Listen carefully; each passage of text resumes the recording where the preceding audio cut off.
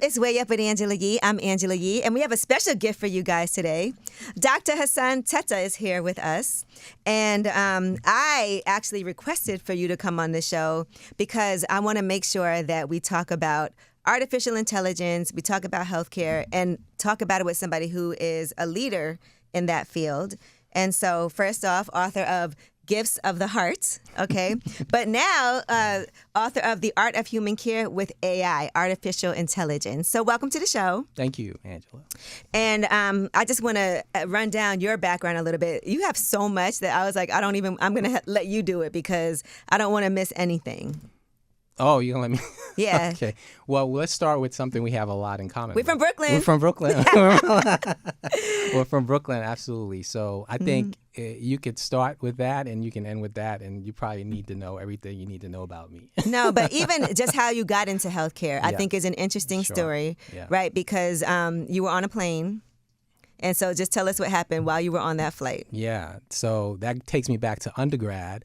I went to Brooklyn Tech. We were just talking about that for high school. I went to a very small arts and science college, one of the SUNYs upstate, SUNY Plattsburgh, and it was a pre-med major. Wanted to become a doctor because my parents are West African immigrants, and that's what they want their sons to be, a doctor or lawyer. Yep. So I was down that path, and when I was in Brooklyn Tech, I majored in biochemistry and biomedical engineering, and got to Brooklyn Tech. Graduated, went to SUNY Plattsburgh, and got admitted to medical school eventually, but that's not what happened first. What happened first was I got an early decision interview down in Johns Hopkins, and I was on that plane, like you said, and when that happened, I was sitting next to an individual who had a very bad cough. Now, before COVID. Way before COVID. So, back then, obviously, behaviors and times have changed. But I went to Baltimore, I interviewed at Hopkins, and was really, really confident I was going to get accepted to medical school. Which is a huge deal, by the way. Which is Hopkins, a huge deal at Hopkins, and early decision on top of that. And I got back, and about a week later, Angela, I was deathly ill. Had a fever, had a headache. I felt like someone had my head in a vice grip and was just squeezing, and I had chills. And I went to the infirmary and, told them my symptoms, and they said, well, you probably have a stomach flu. Just go back to your dorm room. I was an RA, so I had a single. I was by myself. I'm a member of Phi Beta Sigma fraternity, so fortunately my fraternity brothers came looking for me on a Friday night and found me, half dead pretty much, and took me to the hospital, and it turned out that what I had was bacterial meningitis. Ooh, that's crazy. It is. And, for your listeners or anybody that knows about bacterial meningitis, this happens almost annually. There's a couple of kids in colleges all across the country that, succumb to meningitis and die. And in my case, I was fortunate. I got to the hospital in time. I got the treatment I needed. I met a physician in the ER that took care of me. I spent about 2 weeks in the hospital, a week in the ICU, tube in every orifice of my body. It's all before I became a doctor. And when I finally got out of the hospital, I found out that Johns Hopkins rejected me. Oh, my God. But that was all okay because ultimately it worked out. I think what kept me alive was the knowledge and the feeling and the confidence that I was going to become a doctor. So I think that kept me alive. And it was my purpose back then.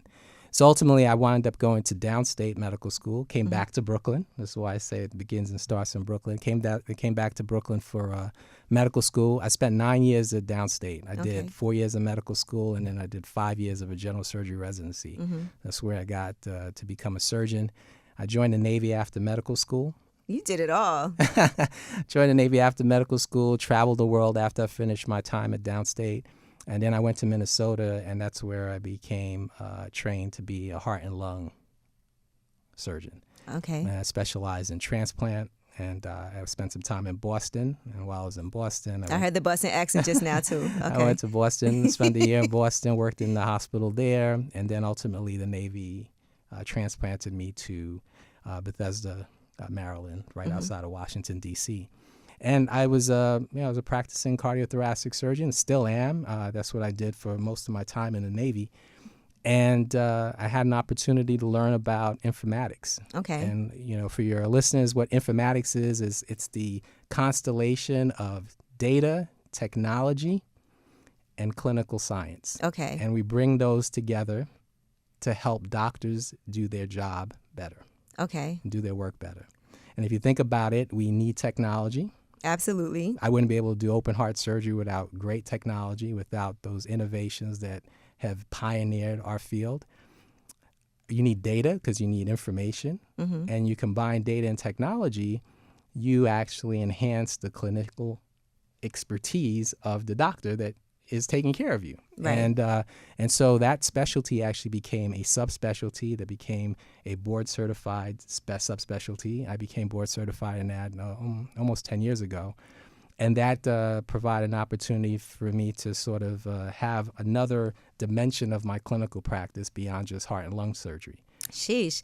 And I'm glad that you ran all this down because there's no way that I would have been able to But it properly it does do you have justice. It does have well, I appreciate that latitude because it gives I think your listeners and folks that are listening to this the perspective that I come to Right. this work with. Yeah, because it's about caring. It's about what you went through also, right? Correct. A near-death experience. So health, wellness, but then also technology and also artificial intelligence. It brings all of these things together. Yeah. So that passion for not only being on the patient side and knowing what that felt like, that vulnerability, that fear, that anxiety, having a tube in every orifice of your body, totally made me a different kind of doctor. Mm-hmm. When most people meet me, especially in the operating room, they're like, "You're not like most cardiac surgeons." Yeah, because I feel like doctors are supposed to be like very emotionless.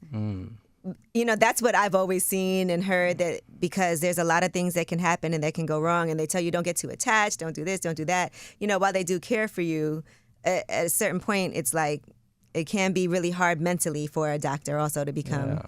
Well, that's unfortunate you've had that experience because I've been fortunate to have certainly that experience, but many experiences of doctors that are very compassionate, Right. very passionate, and very empathetic, and also sort of put themselves in the shoes of the patient. Because you have to give bad news sometimes. You do. A lot. You do. Yeah, Right. absolutely. And then good news, which is amazing when that can happen. And then good news. So there's definitely a balance. But that sort of entree into the technology space led to many opportunities for me within the military. I became the chief medical informatics officer for the military, for the Navy, our department. I went to the War College and studied national security strategy. And while I was there, as the only doctor in that class, I had an opportunity to work with some really smart people that were on the intel side, that were AI experts. And I proposed a project for them, and I wanted to work on a thesis blending artificial intelligence and military medicine. And so I spent a few years working on that. And then I had one of the greatest opportunities that probably ever came before me, and that was I was recruited to the Pentagon to lead the Warfighter Health Mission at a new organization that was established in the Department of Defense exclusively for advancing AI in the military. Wow. It was the Joint Artificial Intelligence Center. Sheesh. All right, well, good. And this is where, and by the way, I know your parents are so proud because this is exactly, they could not have even imagined that you would be, when they wanted you to go to school and become a doctor, that this is where we would be right now. Well, definitely an emotional chord that you hit there. My dad regrettably passed away after I graduated from med school. And just about a month ago, Angela, my mom passed away. Oh, I'm so sorry to hear that. Yeah, but I do believe, I'd like to think that, I just wrote something, and I quoted John F. Kennedy. He said that you are not a true adult until you lose both of your parents. Ooh.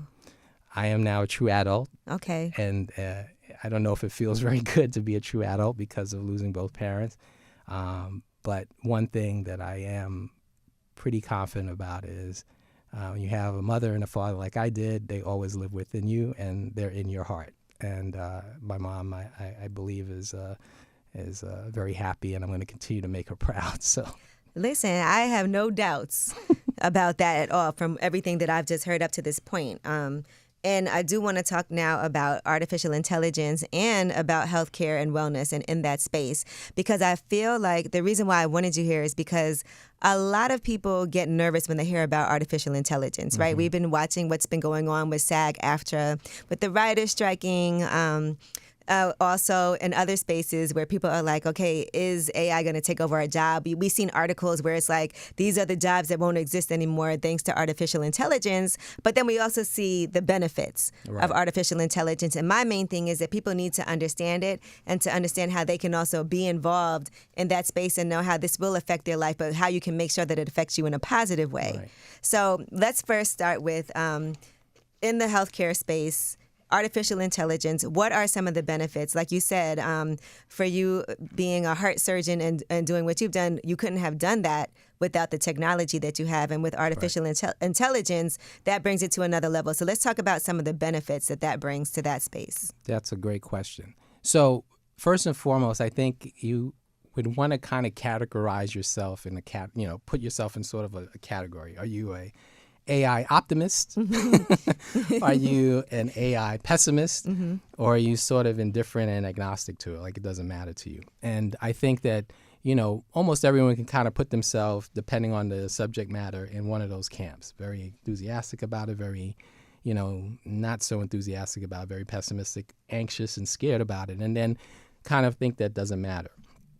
So kind of like, let's start with that sort of position. So if you're listening to this, kind of put yourself in one of those those categories, and then listen to what I say, and then let's see if things change a little bit. And put myself in a category. Okay. I would say in between an agnostic and optimist, because I feel like it's really important to be educated, but I need to work on that. Sure. And so for me to be to the place where I can be an optimist, I need to understand more.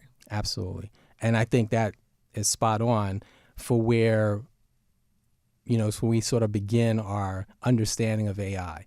And artificial intelligence has evolved a lot, and why is it sort of at the forefront of everyone's mind? Artificial intelligence was described decades ago. Yes, no one was talking about it, right? It was like, so a lot of us that have been in this space for years kind of look at this as sort of a novel time in a way, because I feel like there's been movies about it, but it felt like long, far away science fiction. Right. And maybe it's now more at the forefront because obviously information gets transferred and disseminated a lot more efficiently now than it did in the past. But there is really kind of a critical space that we're in right now that I think has brought artificial intelligence sort of to the apogee and sort of to this, this zeitgeist of everybody talking about it and knowing about it and being fearful of it, being optimistic about it, or still not understanding what it is, but hearing a lot about it. And if you think about what time and period we're in, we're sort of in this era, right? We're in this era of technology, advancement, data, networks, connectivity, and a lot of power that we never had before. And what I mean by that is knowledge of power, knowledge within the power of knowledge, but also computing power that we didn't have before. Right. And we also have a capacity right now to exchange information at a pace that we never had before. You and I can now talk to each other here, obviously. Right. We can reach out across the world and talk to somebody and collaborate with someone in another country. That's right. Real time. We don't have to get on a flight. Right. I mean, think about how you had to exchange. We don't have to go to office. Or think about how you had to exchange information in the past. You would have to send a fax, documents going back and forth. Now you just attach a PDF. You can attach a 1,000-page PDF and just send it in minutes. Right. From your phone. From your phone. So think about that. So if you think about, we have a lot more data. We have computing power we didn't have before. We have a network of connectivity. We have really, really bright people. And for many years, people have been working in this space, developing algorithms, developing the technology, building the infrastructure to make AI a lot more effective, a lot more visible, and a lot more impactful. So that's a good thing in many ways, right? But it also brings a lot of concern. It brings a lot of anxiety because we are also seeing an impact, a real impact on people's lives. Right. So I just wanted to kind of give that background and context, but then I want to say this one thing and then we'll continue the conversation. And that is AI will impact everything. I'm going to repeat that so you understand it and so everyone else understands it. AI will impact everything except for the things that matter most. Okay. The rest is going to be up to us. So what do I mean by that? Yes, explain that, please. Explain that. At the time that electricity was kind of coming on the scene, you think about New York, right? Our big city here. Can you imagine Nope. New York without electricity? Absolutely not. We wouldn't be here Wouldn't be here. We were just talking in the green room before we got in here about an event we just had where the electricity went out. Oh.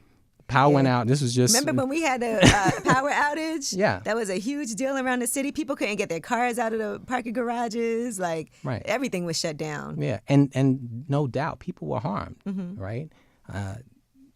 Air conditioning not working, heat not working if it's wintertime. Refrigerators broken, food going bad, restaurants. Yeah, lots of things, right? But at the end of the day, people adapted, they survived, they kind of got through it. But just think about how electricity was introduced into the world. Well, let's just be specific about America. And if you go back to that time and you read about what was going on, all of the same kinds of things that are happening right now people nervous, with AI, concerned, what's going to... Absolutely. The people that make oil to put, oil in all those lamps, those gas lamps, what are we going to do? Our business is our livelihood. We're going to go, the people that were lighting those lights, what are we going to do? Our jobs are going to be gone. And what happened, Angela? They adapted and they evolved. And that's the great thing about our human species. We can adapt and we can evolve. So my point is, electricity absolutely impacts everything that we do right now, right? We wouldn't be able to have this dialogue and this exchange and have it delivered and disseminated to everybody if it wasn't for electricity right now, right? We would be in the dark. Right. We wouldn't be able to have this conversation, not in the way that we're having right now, but you and I could still exchange ideas if we were in the dark and we were just sitting here by candlelight. Right. And that's really the crux of what matters, right? So your relationships, caring for your family, taking care of yourself, those things are still going to happen with or without AI. Now, can you use AI to leverage those things, to leverage those interactions, to improve care, to improve education, fitness, to do all these other things? Absolutely. But let's regard AI for what it is. It is a tool. It is a technology. It is an innovation that undoubtedly is impacting every aspect of our life right now. And it's going to continue to impact every aspect of our life. But there is great benefit, but also great potential for there to be harm with it, just like every technology. Now, what do you think about people who are in specific fields that are like, look, we want to make sure that our jobs and our futures are also stable because we want to make sure that there's things put into place, especially like, say, SAG-AFTRA, everything that's going on with the writers' strike, with the actors, and people are very concerned about, well, are you going to be using AI to write scripts where you no longer need humans for that? Right.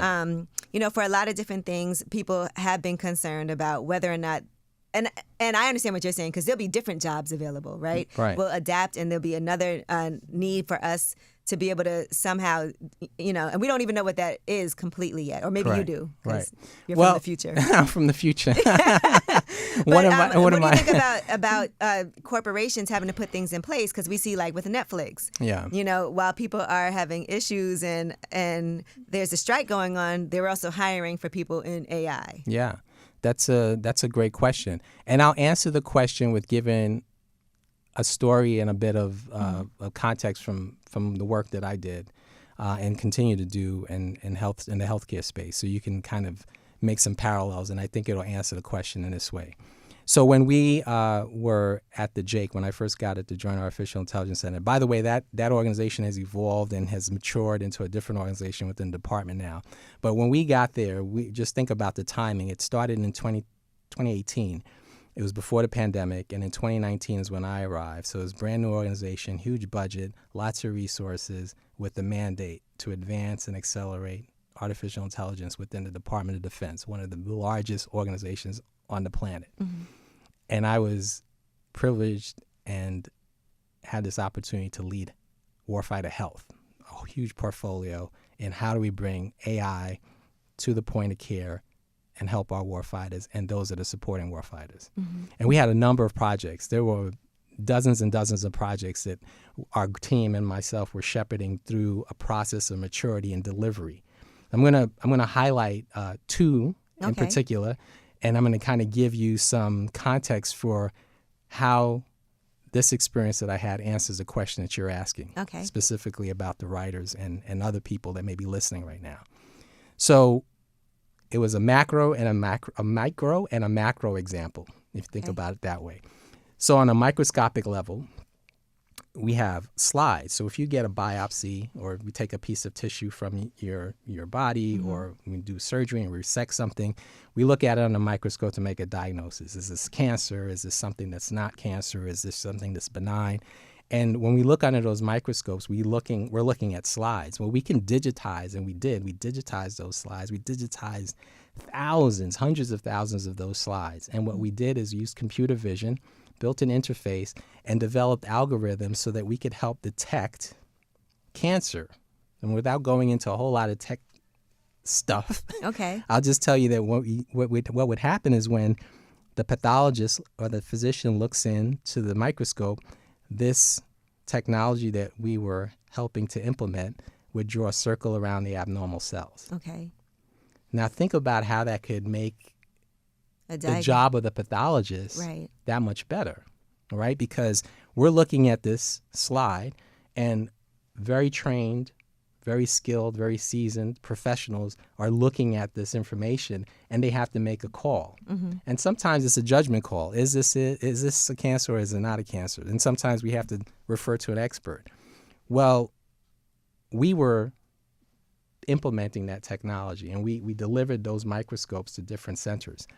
Now, here's the neat thing. What we found is that those microscopes and that interface, when we compared them to just physicians looking at it on their own without that, we were getting a high diagnostic accuracy with that tool. That's one example, right? Let's kind of park that over there. Okay. Now look in a population, like I said, that's a microscopic way. Now let's do a macro. Let's zoom out. Let's zoom out all the way to the rest of the country. So in the middle of the pandemic in 2020, early 2020, right? Think back to where you are, March 13th, 2020. I was in Detroit. It was 313 day. That's how I know that. 313 day. I remember where I was. I was in the hallway of the Pentagon, and I was one of these, folks kind of like, I wouldn't say crying wolf, but definitely saying every day, something is happening. Because every day I would read the paper, and on above or below the fold of the Wall Street Journal, which is one of my favorite things I read every day, I would see something, a headline of COVID. And I was seeing this back in October of 2019. Right. So now we're in the spring of 2020, and things are happening. And I'll never forget, because I was out there evangelizing this COVID thing again. Yeah. Right? And no, you're right, because I was in Detroit, and I was supposed to come back to New York, but New York was shutting down. And so I was like, well, let me just stay out here, because they hadn't found any cases in Detroit yet. Yet, exactly, yet. Right. So I'm like, is this something that's just happening in LA and in New York, and it's not, should I just stay here for a little while longer? But then after a while, I was like, I need to just get home, just in case. Yeah, right. So I was in the hallway, we're talking, my colleagues passed me. Now, I was, again, I was in a minority. I'm a physician in a department talking about AI in the Department of Defense.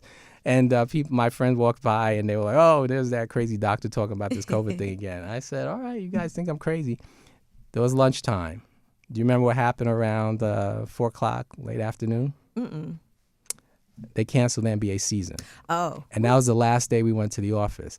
That's the context I'm going to tell you the macro story about. Okay. Right? So now we're all at home, Angela, and our team that has a portfolio to advance AI and help people are stuck at home. And what are we going to do? And we're on the phone, and we're on Zoom calls, and we're on Teams, and we're desperate, right? Because we feel like impassioned to try and help. No one knew what to look for with this disease. I mean, we're learning, like literally on the fly learning. I'm talking to my colleagues there in the ER. I have a lot of friends in New York. I'm in D.C., and they're getting run over by cases. And this is a desperate time, right? We didn't have a lot of testing back then. Right. It was impossible to get tested unless you pretty much had it. Yeah. And we started to think about, what can we do to help? How can we provide something that could help? some tool, some technology, some way of informing people how to deal with this problem. And our great team came up with these ideas, and we're just brainstorming, and we're like, I mean, we're on calls, and so you think about it, we're not in rooms doing this like Right. in real time. We're like doing it all virtually. But our team, what we did is we came up with a really neat concept. And what we did have access to was claims data. If you think about, you go to a hospital, you go see your doctor, you go see you visit the clinic, they make a diagnosis on you, Right. and they write down what you had: fever, chills, flu-like symptoms, sprained ankle, broken toe, whatever it is. And there's a code for that. That code gets sent to the insurance companies, and in this case, CMS. And then your claim gets... And that claim gets entered, and that's how you can track. You can actually go back and look to the code. How many broken, fibulas did we have this year? So we didn't have an ICD-10, which is what they're called, code for COVID in the spring of 2020. Not yet, anyway. But what we did have is flu-like symptoms. And we knew that people that are of a certain age, particularly a Medicare age from 65 and older, those folks were particularly susceptible to getting sick, right? Because we saw a lot of those folks coming into the hospital. And we said, what if we can use that data as a surrogate to really track COVID cases? Because if these people are coming into the hospital with flu-like symptoms, there could be a really good chance that was not necessarily the flu, but it was COVID, right? Especially when you see surges. And so we had this database, and we built these cooperative agreements with people that usually don't ordinarily share information and share data. And we had teams of experts from big companies, IBM, Amazon, like all these great people, talented folks working with us to build what we called the Seale platform. And I published about both of these projects. So if anyone's interested about learning more about the micro example I talked about earlier, this macro example, you can go look it up. It's in the public domain. And what we were able to do is develop a model and build out a dashboard that could go down to the zip code level and tell you and show you where the COVID cases were. Right. Why is that important? Because what were we trying to do back then? We're trying to contain the spread of COVID, but we were also trying to deliver really needed not only medicines, but PPE, protective equipment and gear to people where they needed it. Well, now we had a tool that could show those policymakers, those people that were delivering resources and personnel, where they should go. Right. We could predict where the cases were, and we had a way of developing predictive models. So this was data that was sort of old because we're going by claims data, but we can build models, and you can develop like a system and a way to show that today this is where those cases are, but tomorrow they're going to be here. And that's all through AI. Yeah, that's what we were doing. It was advanced analytics using data, building algorithms, and developing a visual display that could help people that weren't the programmers to see on a map, state by state, county by county, down to the zip code level where they could deploy resources. And it became a needed tool and something that was effective in the response to sort of save lives, to help ease pain and suffering, and to deploy needed resources, personnel, equipment, et cetera, to where they needed the most. So that's a micro example, and that's a macro example. How does that pertain to the writers? How does that pertain to people in the music industry? How does that pertain to anyone that's listening right now that may be in any field of work? My message and sort of case is, think about what the problem set is in your particular industry, your particular world, right? What are the pain points? Where is it that you see an opportunity to improve something? In the field of pathology, surgery, we saw an opportunity to enhance the diagnostic capability of those that are making that judgment call with providing this tool that happened to leverage AI. Yes. So now take that out. Now we have policy makers, people that are in charge of deploying resources, people that are caring for patients that all are dealing with something that's a bit unknown. Mm-hmm. COVID was very novel, right? That's why they don't call it novel anymore. Right. But remember in the beginning it was called novel coronavirus. Why is it novel? We don't know what's going on. 80,000 different strains. But what we did was we had identified a problem, and then we used a tool, call it artificial intelligence, data analysis. Again, the definition of AI is going to continue to evolve. But then we applied that innovation to address a problem. Right. So I think what I would encourage everyone to do is don't think of the technology as just this amorphous, ambiguous thing. Think of it as it's something evil. Or think of it as something. It's quite agnostic. I think whether it's good or bad or evil is depends really on who's using it. It depends on who's using it, right? Because there could be nefarious people out there that are using tools to do things that are not so good. Right. But there's also people out there that are using tools to do something that is good. So I think if you approach this technology, much like the people that started to be the early adopters for electricity, they started to use it in a way that was addressing problems. Right, it's even dark. if you see We every need day, light. and for everyday average person, like I've seen people talking about how with fitness, artificial intelligence has helped them come up with like a running plan or come up with different diets and things like that that can actually help you get back on the path to being more healthy and more in shape. And so there's a lot of ways that it can actually benefit you, but I just think it is... we see ChatGPT and people being nervous about that too, about, that as being used. But I guess anything can be used as a tool that's not beneficial or that's negative, or it can be used for a good purpose depending on, like you said, who's using it. Absolutely. I think there's great potential for AI to do a lot of good. There's also great potential for it to do harm. Right. And so understandably, I think people are right to be anxious about this particular technology, but they should also, just kind of step back and just have a perspective. And then, if nothing else, kind of go back to those words that I said, right? AI will impact everything except the things that matter most. And right? And I also have been saying it's something that is, like you said, it's going to happen. It is going to impact everything. So it's in your best interest to figure out how can you use that and make sure that you're informed on it. And that's why I wanted to have you up here so that people can understand that this is something that either, like, look at streaming, because, I always talk about music when it comes to the music business. But, you went from having cassette tapes to having CDs. People had an issue with CDs. Then you went from then you went from CDs. You missed 8 tracks. You didn't I didn't have 8 tracks. I didn't go that far back.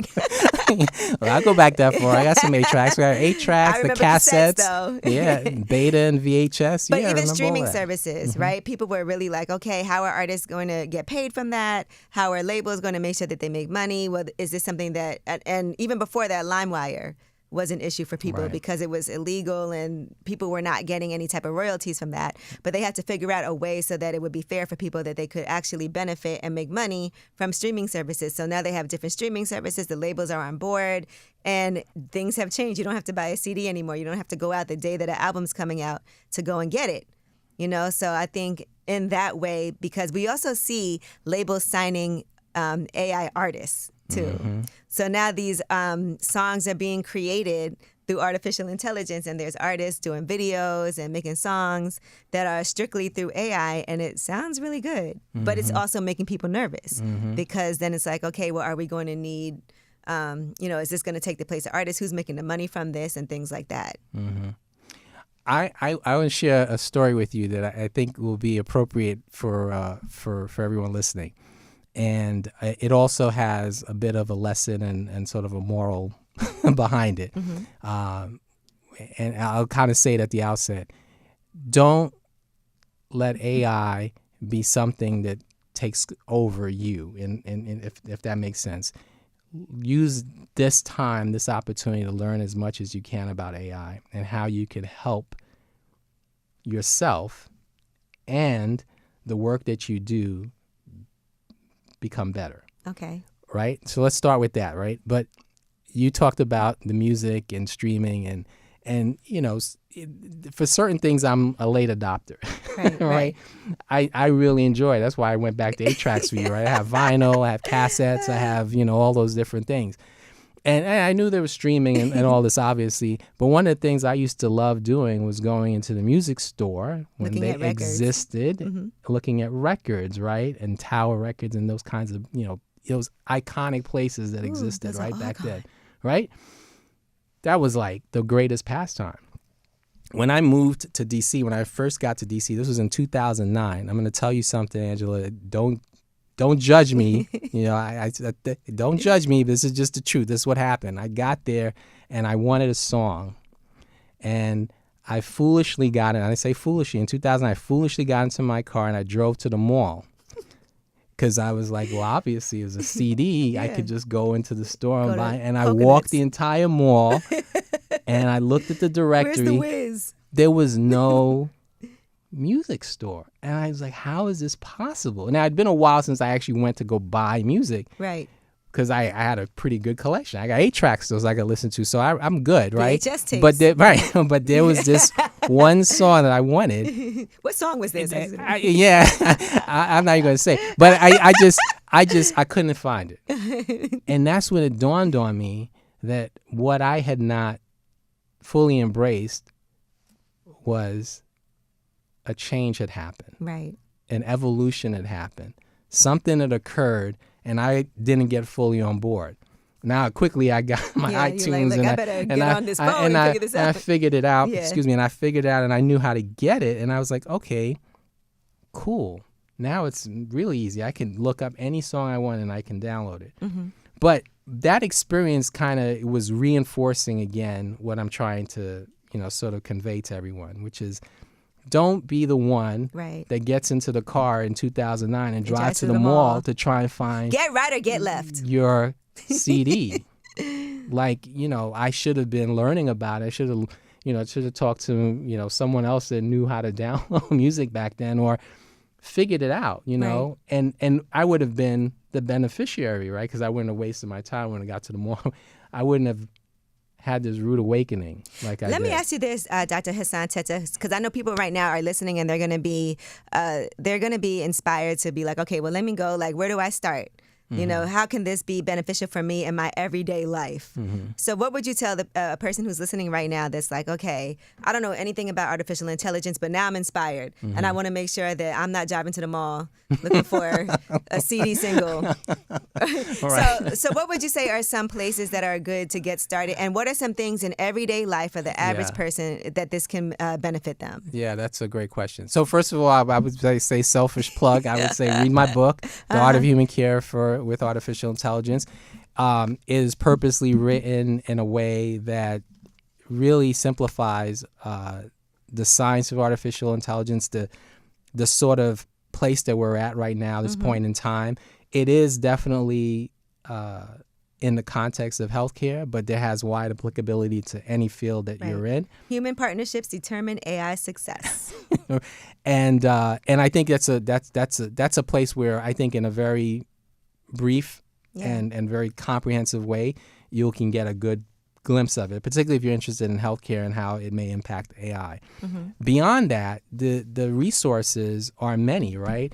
And I would just say that when you do look for information anywhere, just do your best to verify the veracity and the truth of what that is. Right. And so and for that, I would say for those that are sort of like, I want to get like a good AI 101, there are like courses online that you can go to, especially when they're from institutions like Coursera, if they're like, platforms like that.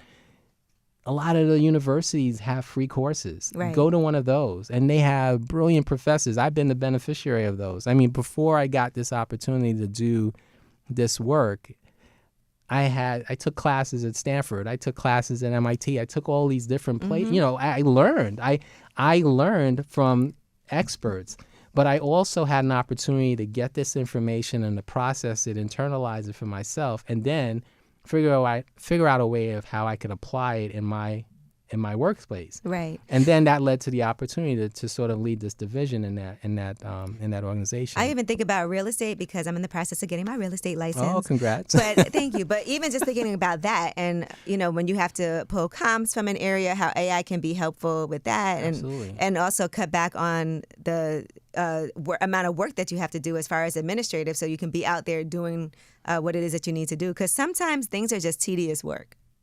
And I think AI can be really helpful. And in healthcare, too, like you said, with administrative things. For our prevention, that's something that comes up a lot as far as healthcare and AI, because, I'm glad it's working there, because I'll get alerts that, did you try? No, I didn't. And it turned out this happened just a few weeks ago. Someone had stole my son's credit card. Whoa. And I got an alert because of an algorithm that said, this doesn't make sense. This is not and they called me, and I asked my son, where are you? He's like, I'm out doing whatever. Is your wallet with you? No. Okay. And so, yeah. So there's a place where I'm sure people are like, oh, this is a good thing, right? Mm-hmm. Because that actually helped prevent further loss and further damage. So it is interesting in healthcare, just because you brought up the banking thing.